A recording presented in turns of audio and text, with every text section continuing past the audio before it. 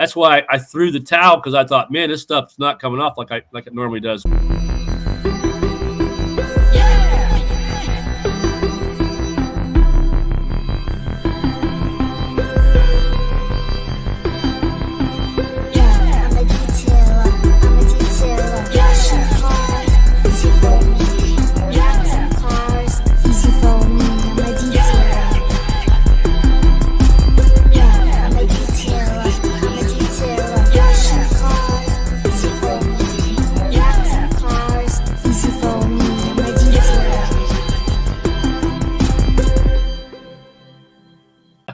I was out in my garden. I got a little sunburn today, but I'm good. Yeah. Where are you up again at? In between Toledo and Dayton, and a little town called Lima. Okay, so you're up in the Ohio area. Yeah, you guys are getting some pretty good heat up there, from what it looked like. Mm-hmm. They were saying on the news it was 95 here today, and it was apparently the same in Chicago, 95. So yeah. I'm going to turn you up a little bit. yeah, hang go on. ahead. Hang on for a second. Yeah. These are new. Okay. Let's see. It's amazing we got it right off the bat. Let's see. Yeah, I like doing the audio, the video and editing it. I think that's the way to do it. I mean, I've done live ones before. Oh, here it is. Yeah. Hang on. Is that better? Hang on. I mean, I can still hear you. Yeah. I can actually hear you better without the mic. I mean, can you hear me okay? I can. Hang on. No, yeah, I can hear you. There's no like weird glitching or anything. So if it's easier for you, I didn't know if I could I have an autistic daughter. And I don't know if I would be able to do a different background. Let me see here. Or does it matter? It doesn't matter. Like I said, I do put it on YouTube, but you're going to edit it. So if she walks in front of us, you can take it out, right? So. Yeah. And I mean, realistically, I might get 15 views on YouTube. Like everything else is more audio based, so it's not a big deal. Yeah, you sound great. You actually sound better than without it. Oh, yeah. Okay. Well, that's good. Without that, than with it, so. Yeah. But, well, I wonder if maybe if you didn't have the settings to the headphones, maybe it was just in your settings. I can hear, but it just seems like it's picking it up better. Oh, okay. Well, that's fine. Right now we got a good night going, but so what I wanted to talk about, I don't know if people know me or if you want. I mean, I know people know me, but I don't know if your people know me. Yeah. Well, I mean, we did have you on briefly. I think you were on at CDC, SDC. There was such a nightmare. I don't think it was edible. I mean, because I remember you coming back to me. We did a live, but it did not go well because of and Road FS and everybody else was having trouble too. It was just a nightmare in that building with everything. So, but I don't think we've been. I mean, Kurt's been on, but I don't know if I've been on. So. Yeah, no, I think other than that one time at STC was probably about it. So yeah, I mean, we can listen. I mean, if you want to introduce yourself, I mean, go right ahead. I mean, we can get a little bit. There's so many things. There's so many things that we. The main thing is that, I've been in the industry since 1978. I worked at Z-Bar, and it's been a long time. I came up in the auto body and collision. I went to school in 78 and 79 at the vocational school in our local town, which I am now still a member of the advisory committee. One of the very few guys that stayed with the automotive program. I'm real proud of that, and being able to give back to the community in the automotive field in auto body. Um, I think that's where I have confidence with, painting cars. You know, if you paint them, you get the paint. There's it's almost like a deeper knowledge with painting cars because you're painting them. You know the medium of what you're working on. Right. When you're spraying it, and so, or maybe it just gives you the confidence that you can, feel comfortable. Detailing's easy after you paint and do body work and that kind of stuff. But yeah, I think that's an advantage that I have. I know there's a few people that do that also. Uh, I got out of it because of all the toxins, with the emrons and the isocyanates that were in the paints. It just got, I mean, we didn't have the downdraft booths like they have now.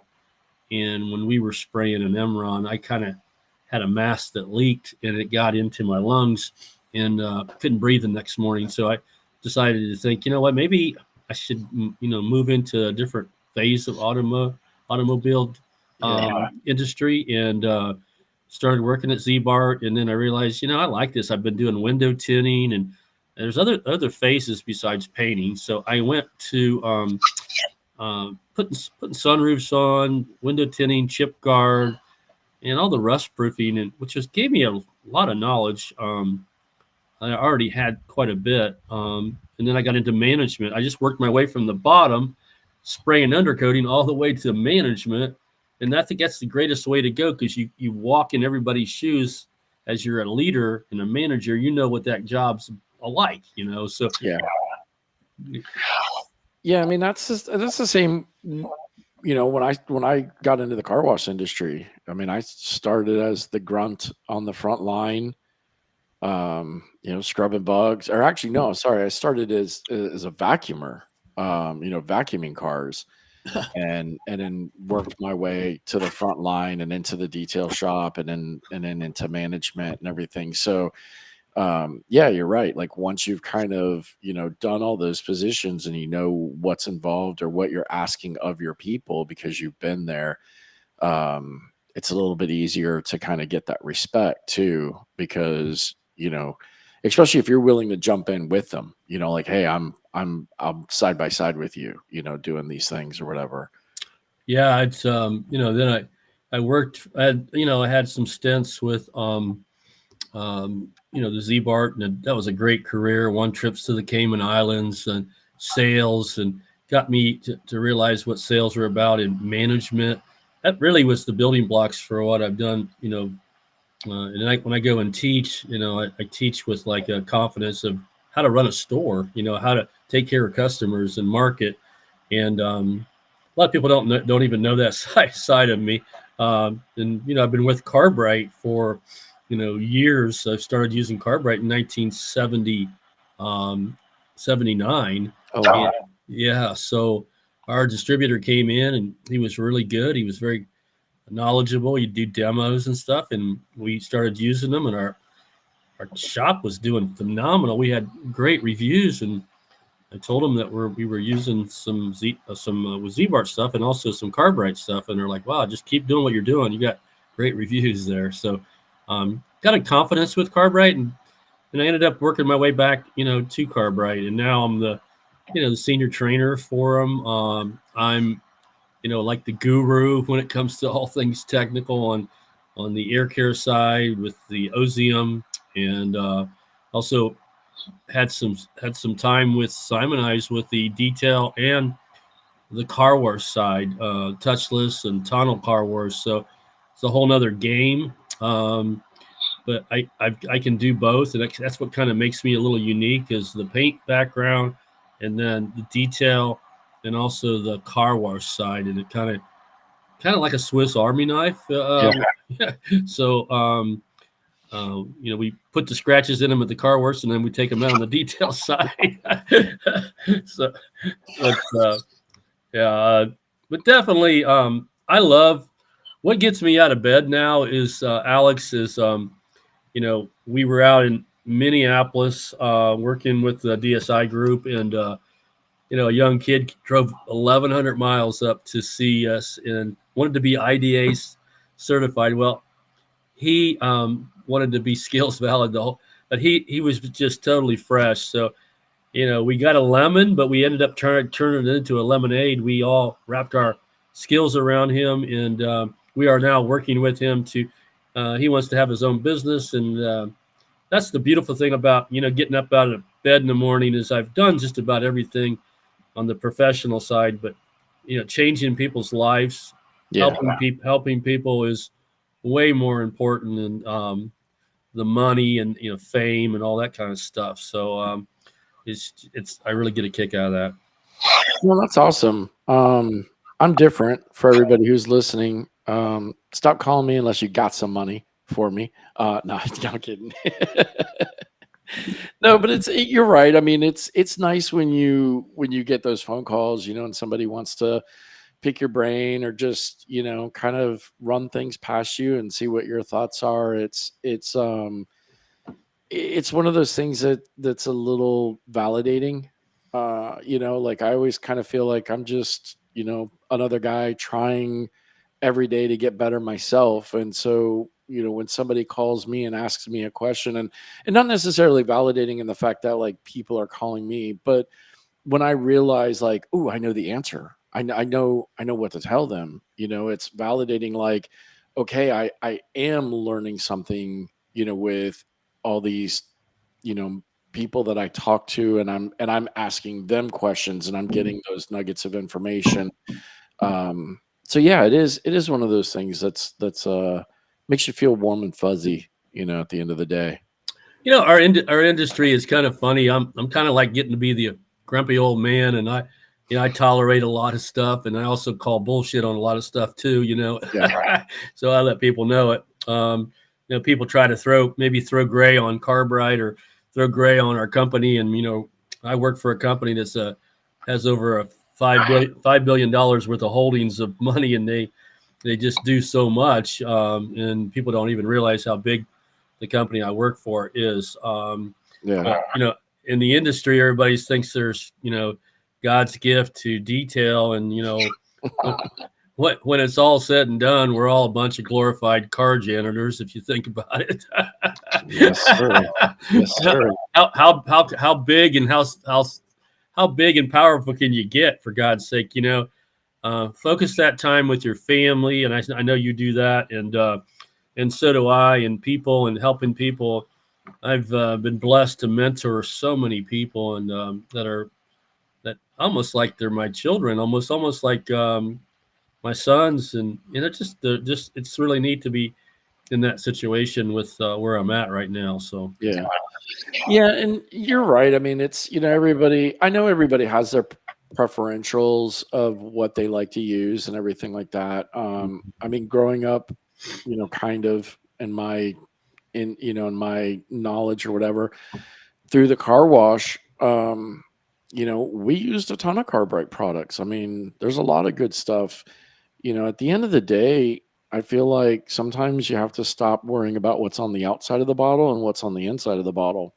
yeah, And if what's on the inside of the bottle works, who cares what it says on the outside of the bottle, it's you're right. I people get so brainwashed into a brand.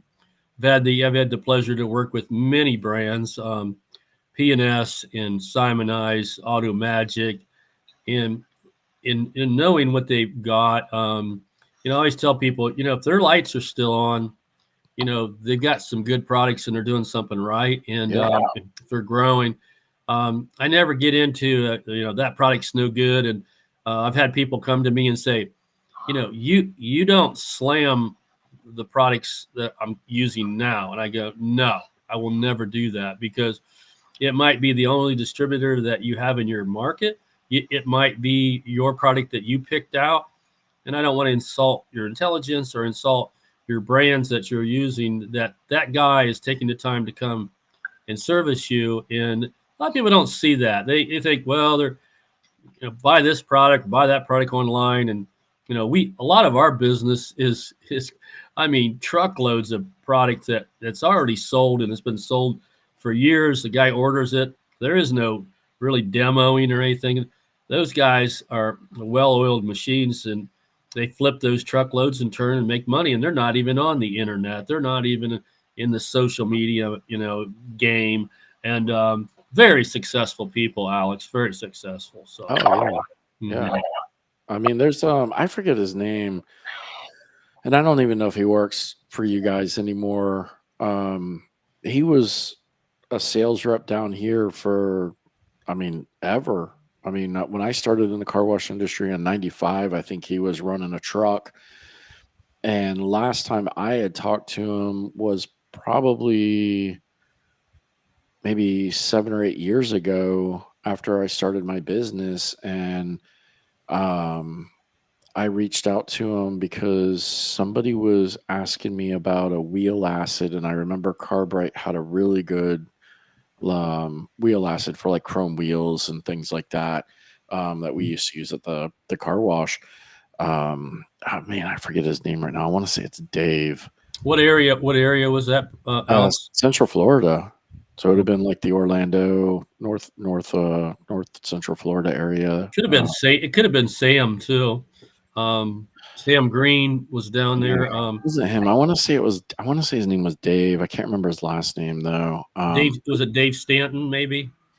Could have been. I know Carbright forever, and when I think, did you guys sell to Valvoline at one Yeah. point? Okay, yeah. Yeah, we've had a relationship with Valvoline for quite a few years in Eagle One. Right, yeah, that So was a us. lot of people know us, through oil suppliers, and Yep. I just got done spending some time with our number one, Vesco Oil out of Detroit. It was a huge account. We did some training up there, but yeah, and like I say, Carbright's connected to some really big hitters out there that people don't realize. Yeah, because I remember he went from the traditional Carbright truck to the Eagle One truck, with the Carbright sticker was a little bit smaller. Eagle One sticker was, pretty big on the truck. So, Yeah, there's a lot of good guys out there. That's a tough game. I played it for quite a few years, and it beats you up on the truck. But yeah, it's a tough gig. It's a really a tough gig to be on that truck for a long period. A lot of those guys are having some problems now with legs and hips and knees and stuff. So I'm kind of glad I moved on from that. It was great while I did it, but training is a lot more. Um, Gentle on the bones and the body, and yeah. I can usually give more help, where I'm at now because of my knowledge and stuff. So Yeah. No, and that's good because I think you're right. Um, I mean, products are products, but if you don't know how to use them, then it doesn't matter how good they are, you know. The training is, and I've learned that kind of over the past couple of years, with attending a couple of trainings, and the more that I talk to people that are doing, trainings and what all is involved with it and everything is, um, it's seeing that difference of somebody who goes to a training and learns something that, a skill that they didn't know, and how it's changed their income and their business, mhm. just by Mhm. learning this one little thing. Now they can go back to their shop and, now they can do this one little thing and they're charging, an extra $100 on every service for this one little thing or whatever. Yeah. Like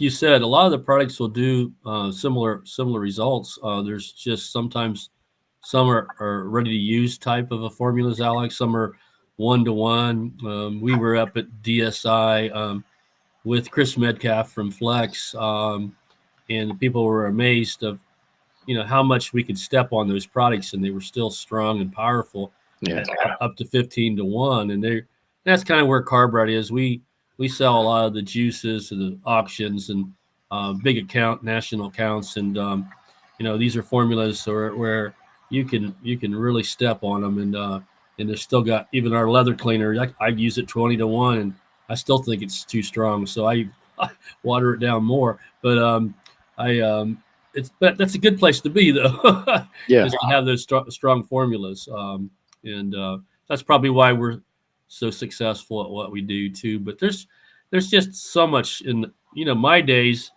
You had 4 or 5 guys, Ardex and Carbright Pro, Auto Magic, um, and that was about it in my market. But now I bet you could count 20, 30 different suppliers, and Oh yeah. it's just saturated now. So Yeah, and all those 4 that you mentioned, I think, are the same 4 that we would have come through the car wash, every week for, because we would get something from Carbright, we'd get something from Automagic, we'd get something from Pro, we got something from, Automat, whoever, whatever. And yeah, you're right. I mean, now there's all these different ones. I mean, my buddy runs a truck for Simon Eyes here, mm-hmm. and Simon Eyes didn't really do that, years ago. I mean, they had the car washes and everything that they did and whatever, but they didn't really have the trucks or whatever going out. Mm-hmm. And he does a lot of dealerships and car washes mainly, more than detail shops or whatever. But he does have a few detail accounts, and then there's another smaller uh like company right around the corner from me that they make up their own chemicals and sell, and then Well, yeah, they we also call them like either small suppliers or bathtubers. yeah, And yeah, some of them got really good stuff too. So yeah, yeah, you can be a professional and have a product that's not, yeah. no, The other mhm, one we have down here is Car Chem. I don't know if they're like a big national. mhm, We have a Car Chem down here, and mhm, and again, they make great products. I mean, I yeah, still there's a couple of products that they use that I've used since 1995 at the car wash that I have not found anything better. So, granted, it takes me a lot longer these days to go through a gallon, but every 6 months or so, I you know go drive the 2 miles over to Carchem and go see old Wally, and I've known Wally for almost, good Lord, 30 years now or whatever. Like, and I go see Wally, and Wally, you're still doing this? Yeah, I'm still doing it. And that's funny because a lot of the big wigs are now the ones that I trained at Simon Eyes are now running the Simon Eyes businesses, and yeah, we were actually set up right across from them at the ICA show in Las Vegas, and got a chance to get over there and talk to some of my old guys, and got great respect. I tried not to blow bridges up or beat up yeah, people. Had the privilege to be work, with them and Bob Phillips at PNS, and what a great guy in that company, and I never really had any problem with anybody like that's out there doing what we do, and I'm a very secure person, and there's a lot of people that are not that secure in the industry, and but yeah, there's some good players out there. yeah, there is, and I think the drama is made, and that's kind of part of the problem is people can't just go about their day and do their thing and whatever. It's always like, oh, there's plenty of cars for everybody, and then turns around and they're bitching like, this person stole my whatever, or they contacted it's, yeah, Yeah, it's kind of comical because I've been doing this for so long and training, and probably I forgot a lot of stuff that uh, that people don't. It's just, and you see a young guy that's been, you can tell he's been to a training seminar, and I'm going to tell you, Bob, they got it going on here. You get your car coated, and you bring it back once a year, plus or minus the anniversary, and they go over it all again, and this is something that we created. And I'm like, well, I don't want to bust your bubble, but back in 1979, we had a product at Z-Bar called Z-Glaze, and it was set that same system that it was acrylic polymer at the time. They wasn't advanced with the ceramic SiO2s, but at that time it was the best that was out there. but that maintenance program was exactly what he was talking about. And I kind of let him down easy, and I said, it's okay. I know you just came out of a rah meeting with a guy, and your wheels are on fire, and you want to go out there. But I said, I just want to let you know the truth that some of this stuff's been around for a while, but I like working with the young guys and just helping them out. So yeah, that's awesome.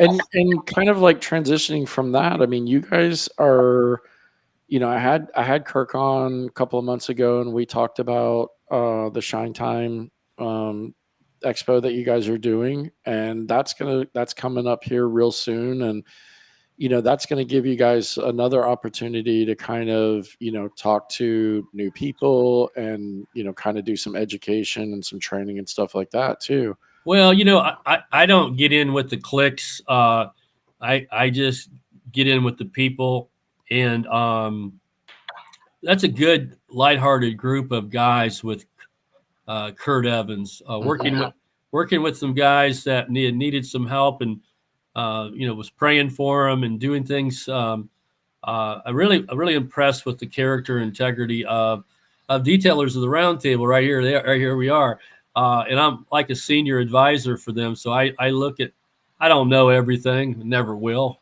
but they want me to kind of watch the meetings, and if I see something, Bob's going to speak up and say, hey, I think we might want to reconsider this, but let's talk to the group and let's make a group decision.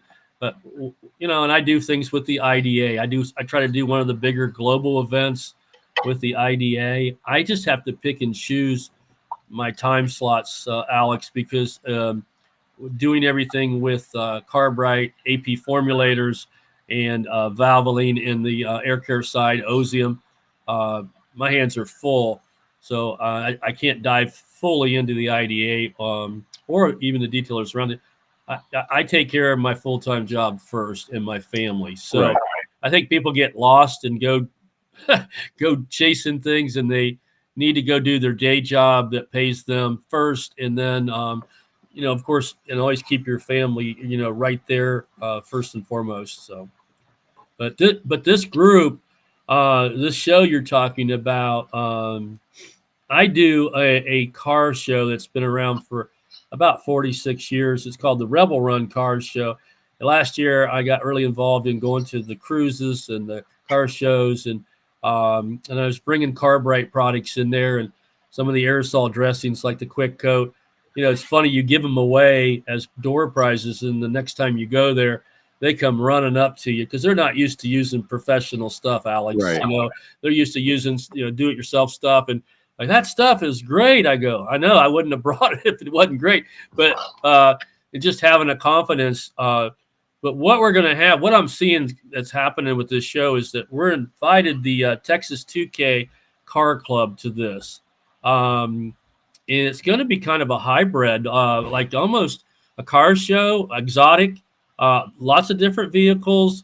And then it's being done at the Museum of Flight in Houston, and I actually was there about a year ago, and I got my aviation certification there. It's a beautiful museum. It's a great venue. They have an Italian coffee shop in there, and I seen some things. I seen a B-2 bomber come in, and if you've never heard one of those come in, man, just seeing those planes come in, and they're always constantly moving and stuff. So just it alone is amazing to be there. But we're bringing in exotics. I'm actually headed up the Friday night. We're golfing with Carbright. We do. I did a little bit of golfing in my life, and we go in there and we bring families, and we'll do Top Golf. And somebody needs a little instructions, I kind of help them out and get them to try to hit the ball the right way. And it's fun. We have a good time. I got Kurt swinging a little better now. He's still got some room for improvement, but This podcast is sponsored by Detailed Image. What sets Detailed Image apart? Their outstanding customer service and fast shipping on 3,000 detailing products from almost 100 brands, plus their extensive product descriptions, detailing blog, and how-to guides make it easy to choose the right products for any job. And here's the best part. Listeners of the Detail Solutions podcast get an exclusive 15% off with the promo code DSP15. That's DSP15 for 15% off your order. Another option for the pros listening is their incredible wholesale program that saves you on average of 15 to 30% off. In 2024, wholesalers saved on average of $699. There are no fees, no commitments, and no subscriptions, just huge savings. Join today at detailedimage.com/wholesale/DSP, and you'll get a bonus $20 credit when you make your first purchase. Again, for the wholesalers, that's detailedimage.com/wholesale/DSP and get an extra $20 credit. We're going to sponsor that. Great event. It's on Friday. And then Saturday, we have an education series. I kind of put it together. We're going to do a business 101 class at 9 o'clock with Rod and Jody, myself, from the years I've been in business, a couple other people for these guys that want to talk business. And then we've got companies like Rupes, Flex. It's a powerhouse group of guys, vendors there. Stinger, Carbright. I think just to name a few, we got McLaren. We got a brand new McLaren car cares coming in with Carlos, and what I'm seeing is I've been here before. The walk-in traffic will be probably a lot of the car show guys, and Right. when you know when you're buying stuff at the the auto parts stores, and then you have an opportunity to see professional stuff, polishers like Rupes and Flexes, and professional products like Corbright. These guys are just gonna eat it up. So we will be doing demos on our booth with Flex. Well, we're gonna have a hood or a deck lid there. I'm also bringing down my new detail meter that I got after Nice. the show. So we're playing with that a little bit, and we'll get back on that a little later to talk about that. But we're gonna do maybe a Miami Vice night. Go down to Kima Boardwalk. There's NASA Space Center there. I lived there for 8 years, so I'm going back for a couple of days and see my old neighbors a couple of days before, and we're going to be driving in. So really excited about that trip, and I think it's going to be better than most people think it's going to be. And we got a couple booth space available if somebody wants to get in it.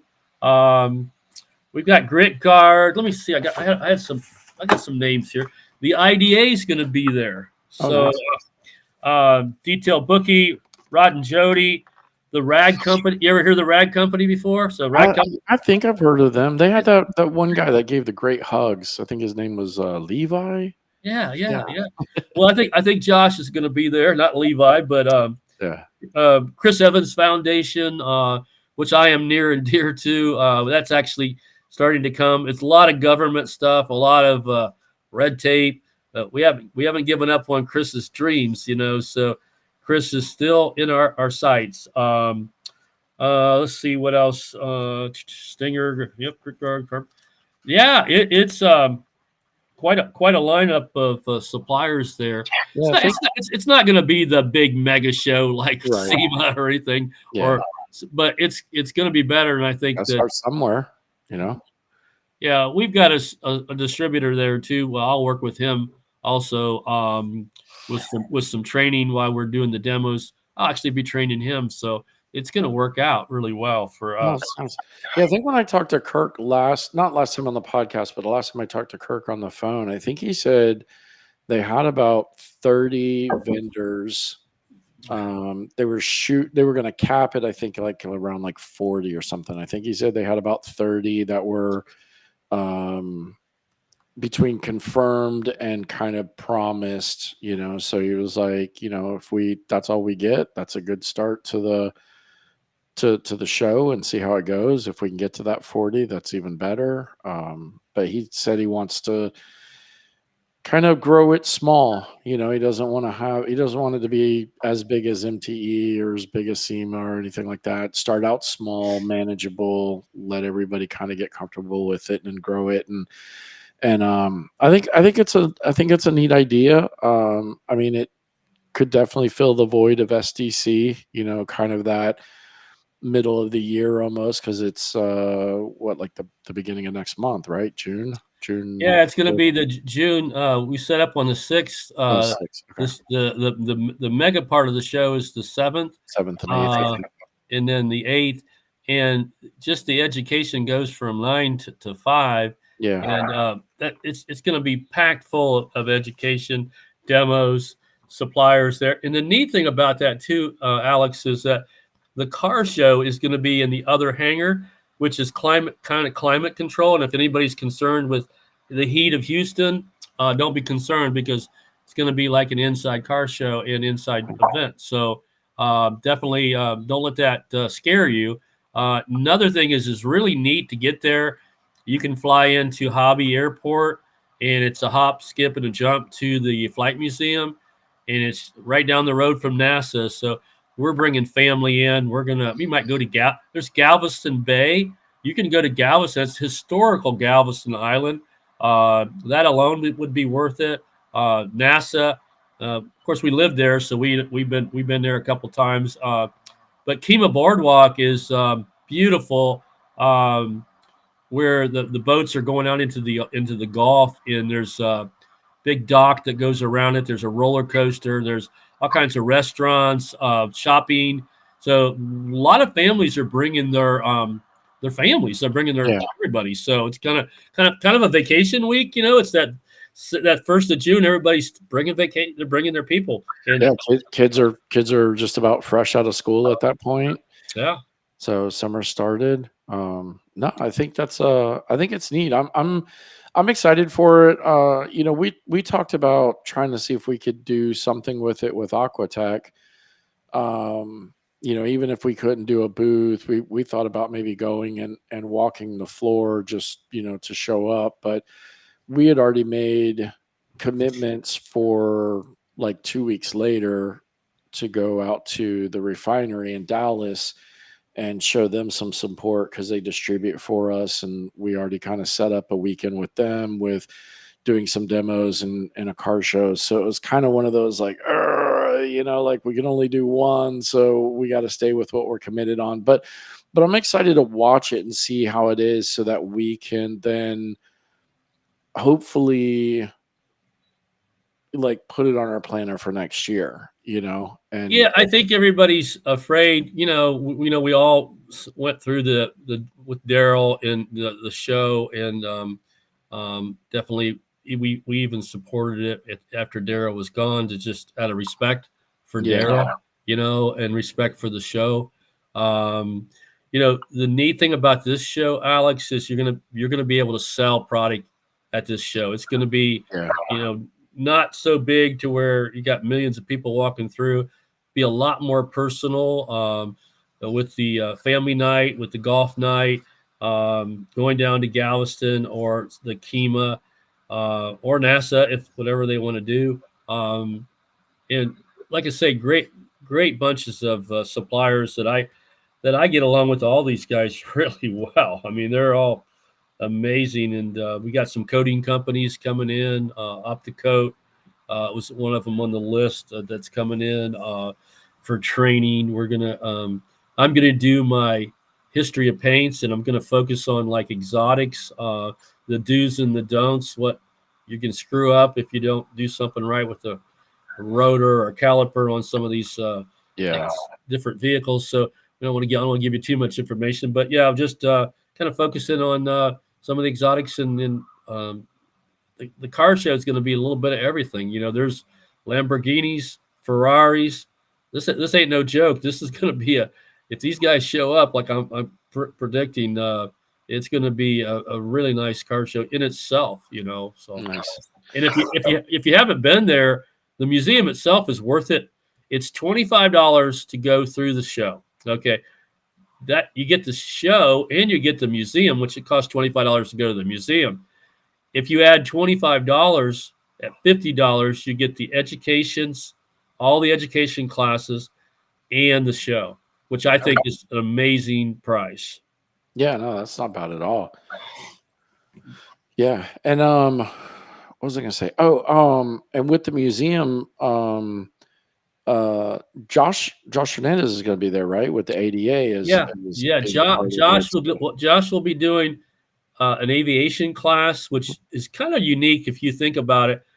Not a lot of people dive into that because of the liabilities and the insurance issues that you have.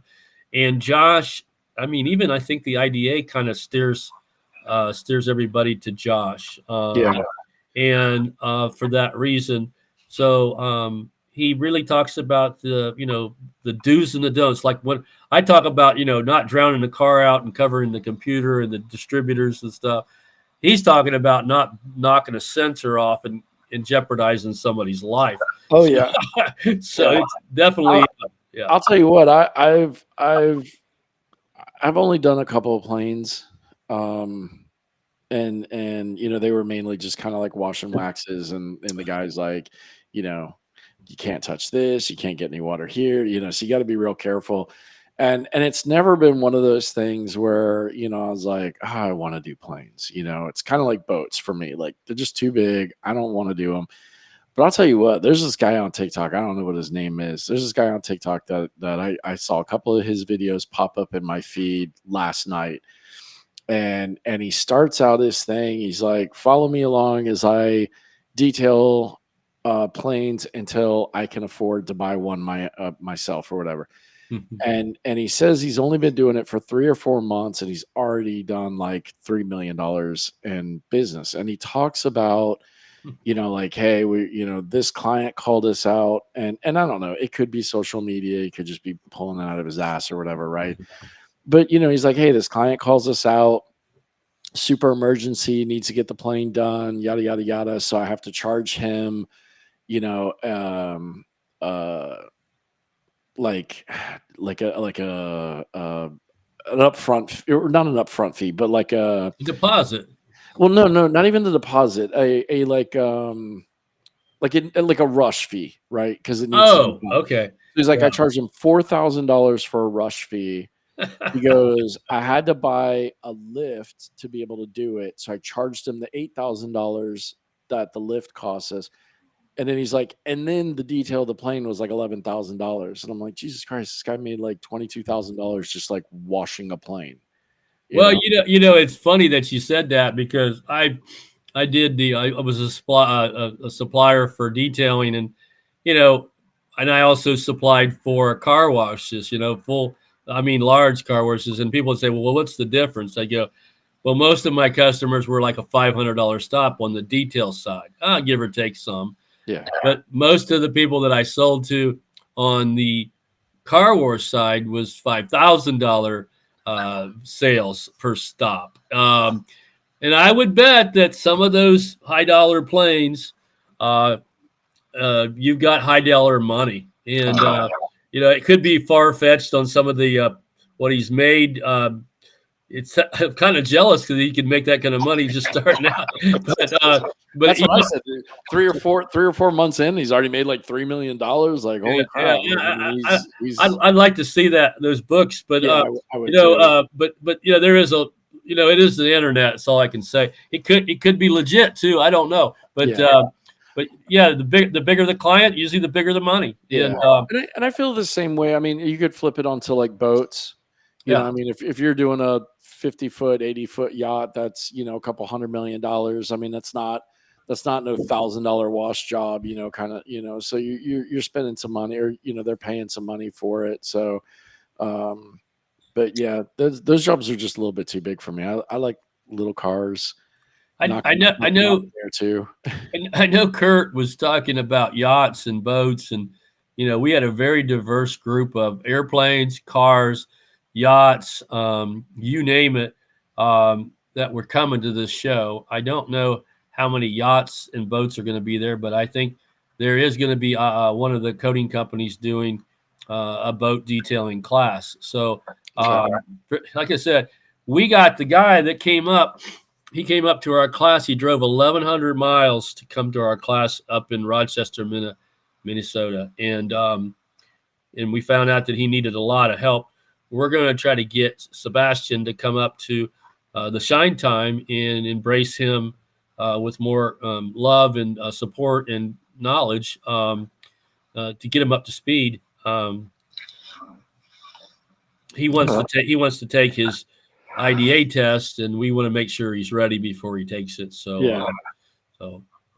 Yeah, definitely. And then there's just a lot going on with the training. Like I said, Chris Metcalf will be there with me in our booth with the flex polishers. We'll have our select line of products, the ones that I used at the detail competition, and we're bringing the detail meter there, and we're wanting to try to focus on trying to get geared up for that. And I know you have a lot to do with that. And I mean, I have some to do with it. I haven't been doing a whole lot with it lately, so I don't know. But yeah,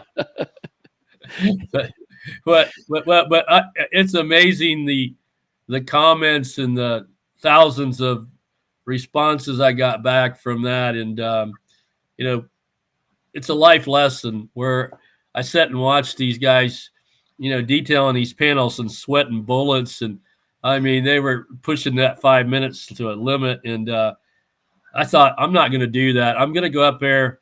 I'm going to be serious. Don't get me wrong, but I'm going to go up and have fun during the process. And I am so glad that I did that because I think we're going to get more people because of what I did. We're hopefully going to get some more characters like myself to get in there, and the comments that came out of that, like the guys that are, oh, I'll tell you what, if I'd done it, I would have won it, that kind of stuff. I said, well, great, I'll sign you up for next year. How's that? Let's get after it. Well, I don't know about that, yeah, but exactly. Everybody can win it until it's time to put cash down and actually show up for it. Um, and that's I always knew that was going to be the problem. I think we as a committee always knew that was going to be the problem. That's why we just tried to make it fun, but we also tried to make it to the point to where there was this little human interaction other than the contestant, on the panel. So then nobody could be well, my panel this or their panel that, or you guys did this or this was different, or, and that's why we did it all with that detailometer. That way it was, fair and accurate readings. We took averages, multiple readings per panel, multiple readings per location on the panel, so nobody could come back and say, that it wasn't fair or wasn't, whatever the thing was. And was it 100% by no, it wasn't. I mean, we did it as close as we possibly could. Obviously there's people that are gonna find some negatives with it or whatever. And again, most of those people were keyboard warriors, weren't there. Everybody that was there that did it had a blast, enjoyed it. Was just kind of like, look, like I don't even care if I win. I just wanted to do it. There were so many people watching that wanted to get in on it, that we couldn't because we only had X amount of pans. So yeah, I mean, I look at it more by the reaction at MTE. The reaction online to me, unless people were saying like good things about it, the reaction online, I didn't really pay too much attention to. The reaction at MTE was what I looked at, and we hit a home run, is the way I see it. Think about this, Alex. If you'd have done that with a view of like certain clienteles and certain brands, you'd have to bring boxing gloves for that. There'd be a fight. There'd be a riot.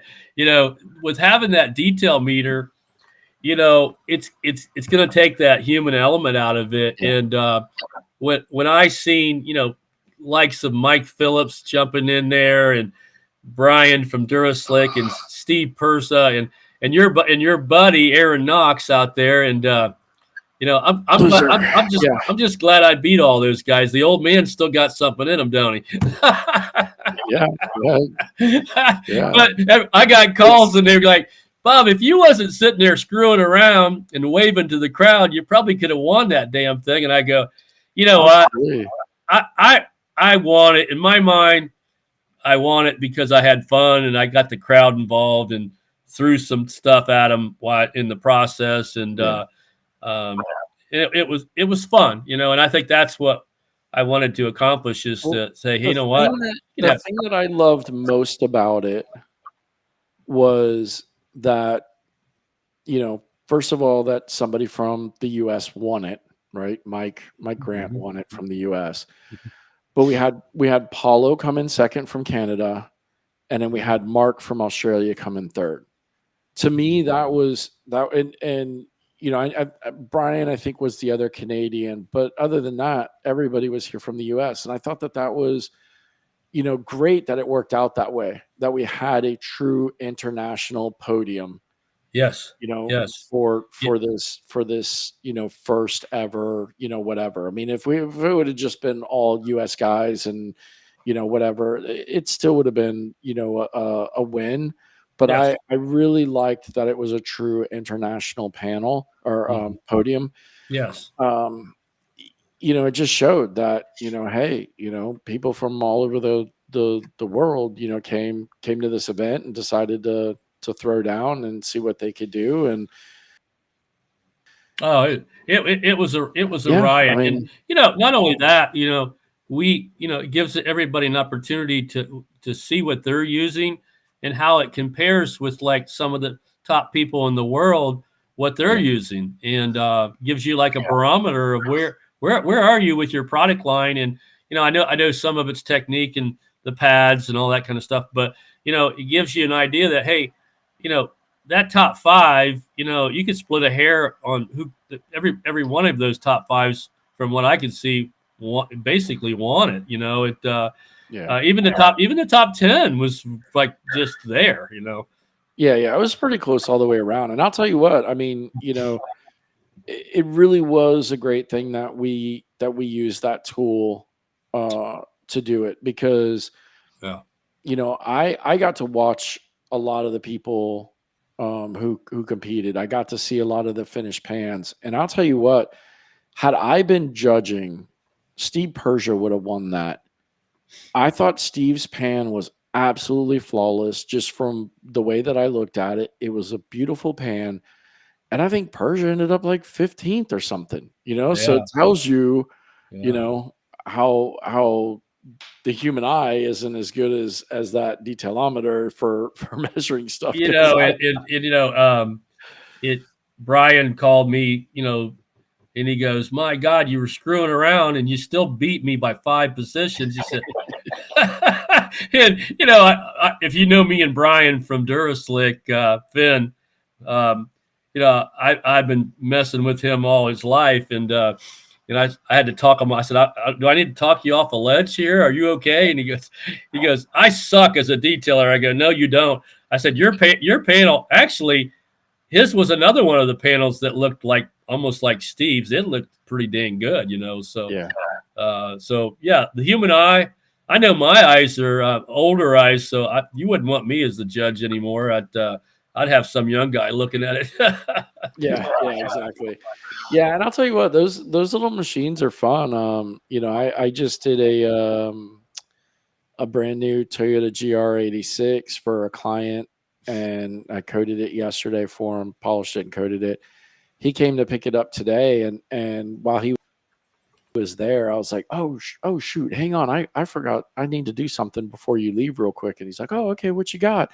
And so I pulled out my detailometer and I slapped it right on the middle of the hood, and I had an 84% gloss reading, 0 haze. I had a 90, almost a 98 DOI and a 97 RIQ. And he's like, what is that? And so I'm kind of showing him, and he's like, oh my God, he's like, not only does it look great, but you can back it up with a machine that tells you how good it looks. And I said, yeah, man, like that's just how So I do it.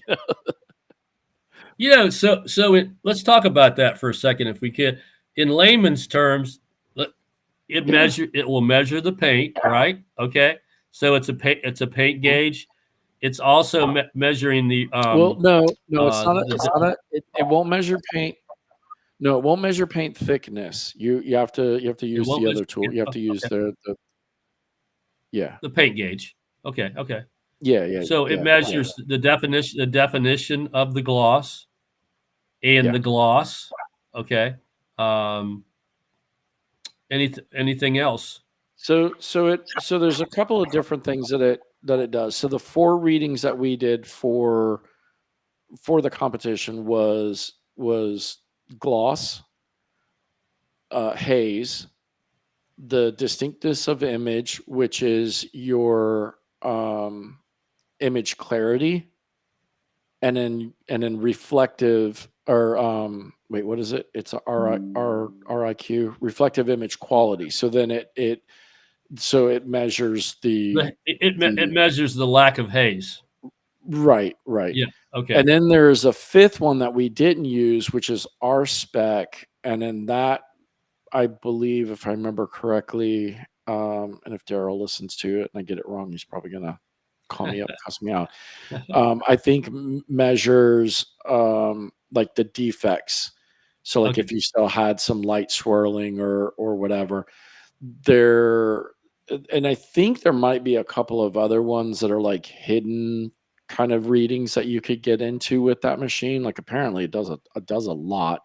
Mhm. But yeah, the main ones that we used was gloss, haze, reflective image quality, and then the distinctive image quality, which is your clarity and your reflective image and everything.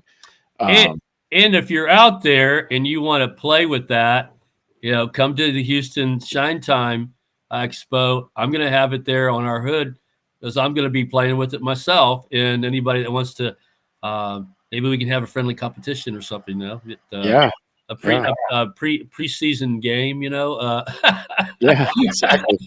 So so what ended up mattering the most in the competition, because everybody's numbers were so close. So what ended up really kind of being the tiebreaker was the DOI, the distinctive um, um, image quality, or the Mhm. distinctive of image, or whatever, distinctness of image. That's what it really kind of came down to, those numbers. So you could have had, let's say, better gloss than Mike that got number 1, or you could have had a better haze than, like Persia could have had better haze than you, or whatever, right? Mhm. But where it really kind of came down to was that DOI, and that was kind of like the tiebreaker number, and that was the number that everybody kind of got, lined up in. So, and that clarity reflection of that is a little bit more important. That's why we chose that reading as kind of the one that we went by. But yeah, I mean, and realistically, I mean, I've got the results right here. Oh wait, no, I'm sorry. That's Let me that's ask you something. yeah. A few people asked me, and you might be better fit, but the very far right column, Uh huh. that's the paint that you didn't take off. Like was what was that? Because people were asking about that particular reading. Is that when you were done? Is Yeah, that that was your paint thickness when you were done. okay? Yeah. Okay. Yeah. See, so all the pans were painted.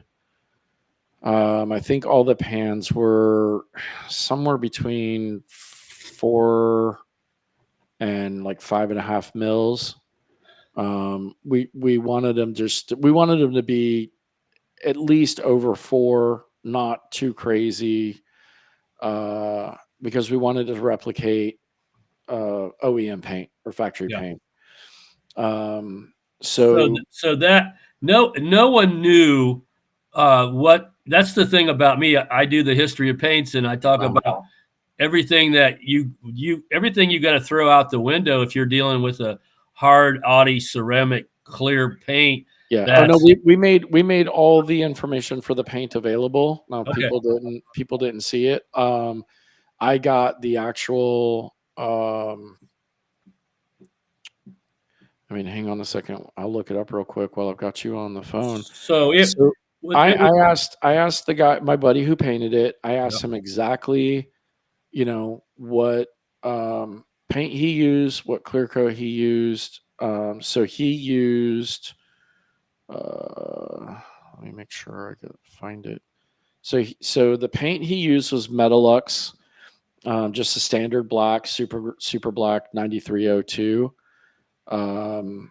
He used 3M wet 1500 grit wet sanding paper, Yeah. and then he used Exalta Clear, which is a fast drying hard clear, Mm-hmm. because he wanted to be able to make sure that, um, because he got the pans like mid December and Mm-hmm. MTE was end of January. Yes. So, and he knew it was going to take him a week or so to paint the pans in between the other stuff that he was doing. So he wanted to use a hard or a fast drying clear so Mm-hmm. that we had plenty of time, that we didn't have to worry about outgassing and waiting 30 days or 60 days or anything like Mm-hmm. that. So he used that Exalta paint, or the Exalta Clear, which I talked to Rose, and he's like, "Yeah, that's a good one." So basically, what he did was he did an epoxy. He's because they were aluminum cookie sheets. So Yeah. he sanded the pans. He laid down an epoxy. Then he did the Metalux paint.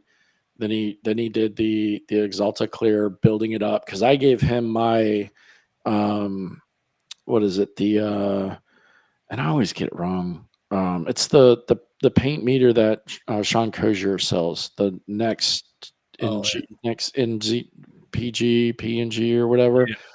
Yeah. So I know what you're talking I about. Yeah. gave him my meter so that he could meter him when he was done, and if he needed to add more clear to build him up, or whatever. Mm-hmm. And then, like I said, and then it was 15 grit hand sanded, um, and that's how we did it. All of them were shot the same, done the same, Yeah, same. I used the Metalux on my sister's car when she wrecked the fender, and and it's all in that clear when it's all. I know we did a we brought a panel to Mobile Tech years ago, and I was an IDA trainer, and I was doing skills validation, and they brought the hood in, and we body shop painted it, and they started scuffing it with I don't know, real hard compound, and they couldn't get stuff. They couldn't get it out. They're like, we can't get this to work. And I'm like, what? Call the body shop. What did he do? What did he say? What did he put on there on the clear? And it was like an extremely hard, Yeah. very dense, high density show clear that was rock hard. And in that case, you had to use like a lamb's wool pad with our select system to get those out. And Right. that's not the real world that we really are in. Right. And that's why I wanted my buddy to use, because he does a lot of dealership work, spot sprays and things like that. So I wanted him to use something that he would, just put on a regular car, Yeah, right? yeah, When this competition the year before was being championed by the last person who was trying to do it, they wanted to use show clear, and yeah, I was like, "Ugh," like, I don't think that's a smart idea, but that's what they were thinking. They were thinking like, oh, it's got to be show clear, it's got to be like super hard, it's got to be whatever, blah blah blah blah blah. So I'm glad we did it the way that we did it this year. Next year, I'm not sure. Jason Rose might have a better idea for us, where some of his connections with the manufacturing industry, he might be able to get the pans painted a little more precise through yeah. robotics, and then sanded more precise through robotics. So I don't know. We'll see. We'll see how that goes. If he can pull that off. If not, then I'll just take him back to my buddy because I have all the pans. So I'll just take him back to my buddy and just tell him to sand it all off and start over again. Yeah. The other thing that I think that threw a lot of people off, Mike Phillips being one of them, because he kept complaining about how hard the paint was. It's hard paint. It's hard paint. It's super hard, super hard. And he was grinding away and grinding away. And I think what some people didn't understand was underneath the pans, because the pans are flipped to where you're actually polishing the bottom of the pan that would sit on the oven. Sheldon had 3 wooden blocks that the pan would sit over so that you wouldn't get any bowing or bending, um, which, was a good idea, I guess. But I think that threw a lot of people off because then the pan was very stiff and sturdy because it had those wooden blocks underneath it.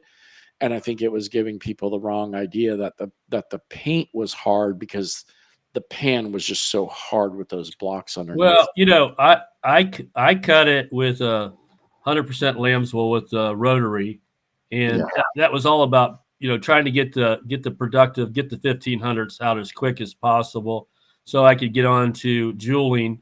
But I would say it wasn't the hardest clear I've ever used. But it was okay. If you had soft, medium, and hard, I would say 3/4. It's medium, 3/4 between hard, and so it was a little harder than the normal paint, but it wasn't. I thought you did a great job in picking the clear because it's a detail competition. You don't want it to be too easy. You could throw them off too and go with an extremely GM black paint, and they would really be messed up because they would be like trying to get that right. But that would be another contest in itself. But yeah, I think you did good on the hardness because that's what I teach when I do the seminars. That you teach the hardness of paints and how that changes the whole everything. So Right, exactly. You did nice. Yeah, no. So I mean, listen, it was fun. I mean, I still like to kind of showboat a little bit because I did a test panel when Sheldon was like, we got to figure out a time. We don't. Some people were like 5 minutes, some people were like 7 minutes, some people were like 10 minutes. And Sheldon's like, look, can you just take one of the pans and can you do it and see how long it takes you to do it? And so I was like, yeah, okay, that's fine. But I didn't have a way to lock the pans down or secure the pans. So I had to hold the pan one-handed and run my Bigfoot one-handed, almost like an orbital, because I had to hold it up on the top by the motor versus down by the handle. And I told Sheldon, I was like, Sheldon, man, I did it in like 2.5 minutes, one-handed. I was like, I think if we do 5 minutes, we're fine. And what's funny is when I metered my one-handed pan, and I used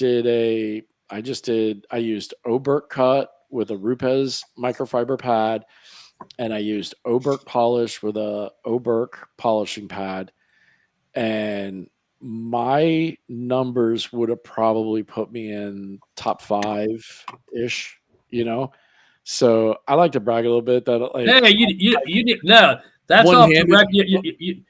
You got to get in the arena, man. You got to be in there.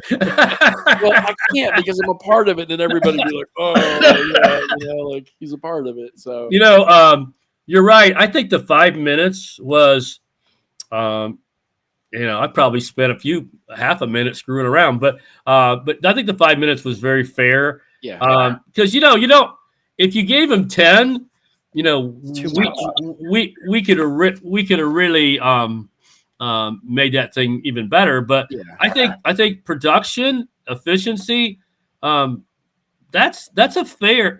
Some people work a little faster too, but I think that 5 minutes you don't need to mess with it. I think because when I got done, I remember looking at Jason and saying, you know what we got left. He said 10 seconds, and I thought, okay, I wanted to wipe it, and a lot of people don't know that, but my product, I left it it froze in my back of my Suburban, and when I went to take it off, the final thing, it stuck.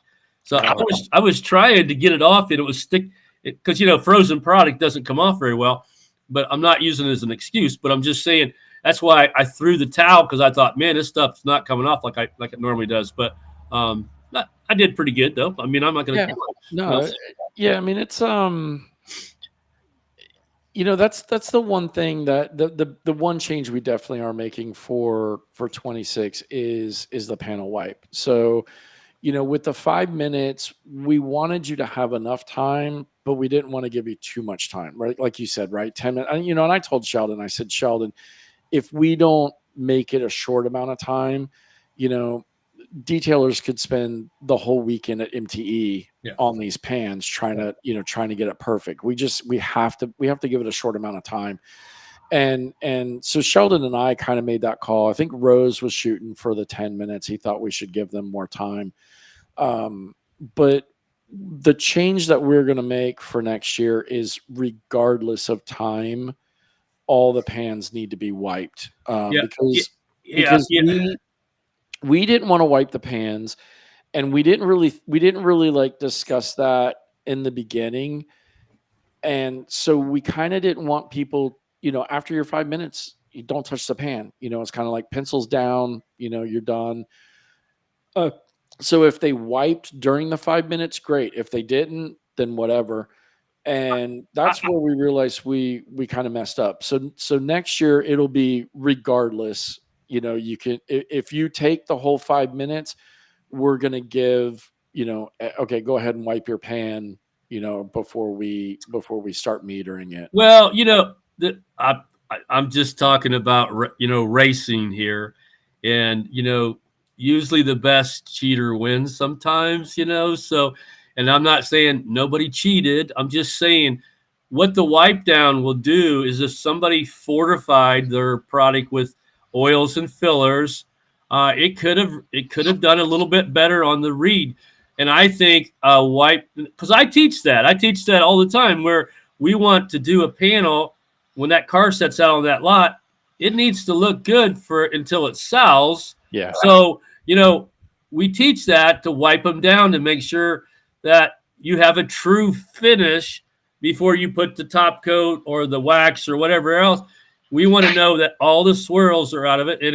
It's true, and that would, first of all, it would eliminate anybody that fortified their top coats. So Well, that's another thing we discussed is, when you sign up, you have to, or so when you sign up, you'll have to register your compounds and polishes, because yeah, we did have somebody, we can't prove it other than the fact that Jason said it, tried to sneak one by.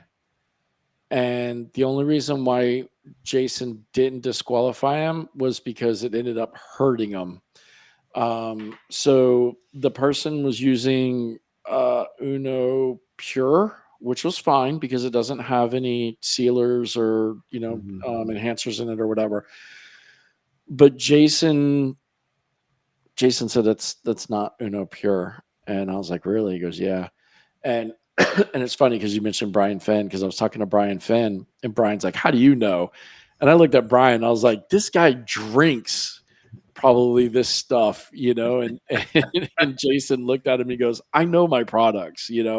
So there was something that they had put in the bottle or something, but the thing was, is Jason said when he cut it and then he switched to go to what was supposed to be Uno Pure to finish it down, it actually hazed his pan back up. So he's like, it actually hurt him. So Jason's like, that's why I didn't disqualify him. But we did talk about, because of that, we did talk about, you need to register the compounds and polishes you're using, and we will have unopened bottles so that we yes, know that there's no tampering. So, if somebody uses Rupes, obviously Jason will put that up. If somebody's using Angel Wax, we'll go to Tommy and, hey, Tommy, can we get a bottle, a fresh bottle or whatever? If somebody's using, whatever your guys' stuff, hey, can we get, unopened bottles or whatever. And that way we can try to, make sure that doesn't happen. Now, again, that's what we've talked about. We haven't, that was just our meeting after MTE. We haven't really had a meeting since, so we'll see where it goes from. The panel prep would be something that we'll also provide, so that somebody can't have a spray wax and a panel prep bottle. Alex, that reminds me of a couple old, one of those fast buy here pay here auction guys that he'd get some checked paint that was all checked, and he'd mix up like some Vaseline and mineral oil with diesel fuel, and he called it the dusty road treatment. He would smear this all over that check paint. Check paint looks like crowfoot. It had a white haze. It took all that out, and he'd send the same car to like the night auction, and then the interior was trash, and he would take all the lights and bust the bulbs so no one could really see what the interior looks like. But hell, it looked like it was on fire wet. I mean, it was wet. Because it really was wet with diesel fuel and kerosene and fat. So he had this crazy mixture, but he sold a ton of them. But the car was totally, it was a total false paint. I mean, it looked. But I think about that dusty roads treatment when I think about you got to wipe the panels down. We don't want anybody fortifying that finish. So. So I mean, we'll try to tighten that up. I think at least we've already kind of discussed it. So I think we'll try to do that. I mean, I think for the most part, it's version 2 is going to be very similar to version 1. Some minor tweaks until we can kind of really hone it and get it rocking and rolling. But Sheldon's going to have some more. It did really well. It no issues. That was his biggest thing for many, many years. People kept telling him, you can't do it. There's going to be fights, like the egos, the this, the that. So, when we kept bringing it up and bringing it up and bringing it up every year on the podcast, it finally got out there to where then people were asking him at MTE, when are we going to do this? We need this. The detail side needs it. And that's really what, kind of, broke the camel's back in a sense, because he really did not want to do it, because he was told by, higher up people in the industry, like, it's going to lead to fights, you're going to have, this, that, and the other. And yeah, I got to talk to a lot of the guys after it, and nothing but respect that I gave. Yeah. I gave the respect they gave me, and most of the people came up and said, the people that were in the arena that actually did it, they got street credit with me, because there's a lot of egos out there, and I'm not going to name anybody, but where's these guys at when something like this happens? I'm so glad of the people that got into it, that even some of the people that were not real seasoned, that got into it, that gave them the courage to get in there and compete. I think about it. You got Steve Pursa, Brian Finn, Noxie that has his own TV show, and Mike Phillips. That guy's competition ready. I mean, there wasn't a bunch of flakes in there. There was some pretty good detailers in there. So they can't say that there was not good competition. So. And I'll tell you what, it was fun afterwards. Like, having that meter, we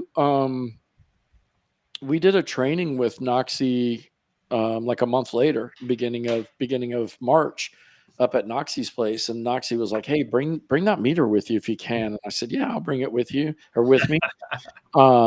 And because he wanted to see it, he wanted to play around with it a little bit. And so while we did this training, we had 6 people at the training. So Noxie, after everybody did their wet sanding training and the rotary training, we did all that on Saturday, and they attacked the car and was doing all this stuff. So Sunday we came in, and Noxie set up the hoods, and he goes, "Okay," he goes, "We're going to do a paint correction style competition." And he's like, winner gets $100. He pulled $100 out of his pocket. And so we competed they competed in twos. And when they were done, I told him, I said, because we didn't have, a template or anything like that. They were working on, they had a spot on the hood that they were working on. And so I would tell them like, okay, or Noxie was like, point out 3 places in your spot, and Alex is going to take a reading in each one of those 3 places. We had them take pictures of the detailometers with their phone. And then when it was done, they wrote down their best one, right? Yeah. So out of the 3, they wrote down their best one. And then I went through, just like we did at the paint correction competition. I went through and figured out how to do it, and then we picked a winner, and that person got $100. So we had fun with it. That's a little something you might do at your next training. You got the Yeah, balloon. yeah. Getting people the confidence, and like, people that, if they don't know Noxie, I mean, the dude, he can jewel and make paint dance, and he's no joke at all. And Yeah. Mike Phillips, and even I've seen Brian, and I've done training with Brian and Steve, and man, those guys are legit. I mean, they really are seasoned. Probably maybe we don't have the eyes that some of the young bucks have, but that was a lot of fun. Like I said, I'm so glad I did it, and was involved with that first one, and tried to be the cheerleader and the clown and a little bit of everything at the same time, and the motivator. So most of the people said, Bob, you're going to give me the inspiration to do it next year. I said, absolutely. That's what I hope so. I hope we sell it out. It was a slow sell, but once it started getting closer and closer to MTE, like surprisingly, it sold out. I mean, we did 20 spots, and Sheldon's like, look, if I get 10, I'll be happy, and we did 20, and then had people begging us to sign up. We had some people that ended up not showing up or didn't come for their time slot. So we were able to take some of the people that were at MTE and wanted to get in, because then we had free extra pans. So we were able to take those people. So no, it was great. I'm excited, looking forward to next year. Sheldon's going to have more people working the booth. So hopefully me and Jason don't have to work the booth as much. I can actually do some stuff with Aquatech and float back and forth. I'm excited to kind of, hopefully maybe just be more of a spectator than being a part of it. We've got a bunch of ideas, I mean, they I don't know how we would do it, but they want to do a like a leaderboard.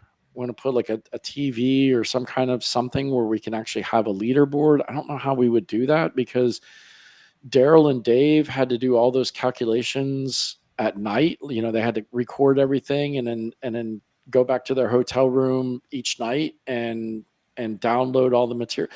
So I don't know how we would do all that, but that was one of the ideas that was brought up, to where that way, the people walking around could see, like, okay, who's in first, who's in second, what's on third, whatever. So I don't know, we'll see that. We also talked about, Sheldon just didn't do it this year. We talked about, for next year, getting a digital clock that can kind of be on that big wall, so everybody that's watching can actually see the time. Hey, for us old guys, why don't you get me a real big one about the size of a basketball so I can see it? Yeah. I'm sitting there thinking to myself, okay, how much time do I got left? And Jason goes 10 seconds, and I'm like, oh crap! I threw my buffer over, and then I started wiping. So I thought I had a little more time, but there's a lot going on. Yeah, and you're paying attention to what you're doing, so you're not really thinking about the clock. So that's what I liked about Jason. Was real good about 2 minutes in, 3 minutes in, you got a minute left, 30 seconds left. When Jason had to run off and do some stuff, he's like, make sure you let them know how much time they got, because they're concentrated on that pan and they're not looking up it. So the couple of times I had to do it, I had to make sure I was like, okay, 2.5 minutes in. You got 1 minute left, So what's funny about that? This is a little secret. Jason will probably hear this and see it. Jason was getting awful close to those panels, and he was getting into my personal space. So I had to load the pad on the edge a little more than what I normally do. And you but slung him? He jumped back as soon as I turned on the rotary. And then when I was waving at him, I don't think I ever seen Jason laugh like that before. To see Jason Rose laugh when I was waving to the crowd, and it was that was a lot. And Rod and Jody were losing it back there too, so that's pretty much fun. It's pretty fun. Yeah, no, it was a blast. Jason, I remember Jason a few times. Jason told me, "I'm glad I wore my waterproof pants today because he was able to." I think Mike from Mike's Marine Care or Marine Craft or whatever. I think he got them too because he loaded up the. And you know what? That guy is another guru that we didn't even met. That guy works on boats, and like I said, he's quite the character too, and a lot of fun. And I think he's coming down to the Shine Time event. So, but definitely we'll have that meter down there. Anybody that wants to come down and play with it, we'll scuff it. We'll scuff some stuff up. 1,500, and we'll see what you got. See what you do. That's the way to do it. So, well, listen, Bob, I appreciate you coming on and doing this. It's something that we kind of bounced around a couple of times, and schedules just didn't line up or whatever. So I'm glad I was able to get you on. And it's always fun to talk to you. You definitely have a wealth of knowledge, and it's always good seeing you. So I appreciate you for doing this, sir. Thank you. Yeah, no problem. Well, listen, you have a great rest of your evening. You're probably like myself. It's getting close to bedtime. Well, I got a little bit of a cold, and I was out planting my garden today. I got a little bit of sun on my eyes. Yeah. So definitely I got roasted a little bit. So there you go. Well, listen, you take care. We'll talk to you soon, and be good, man. See you later. Bye-bye.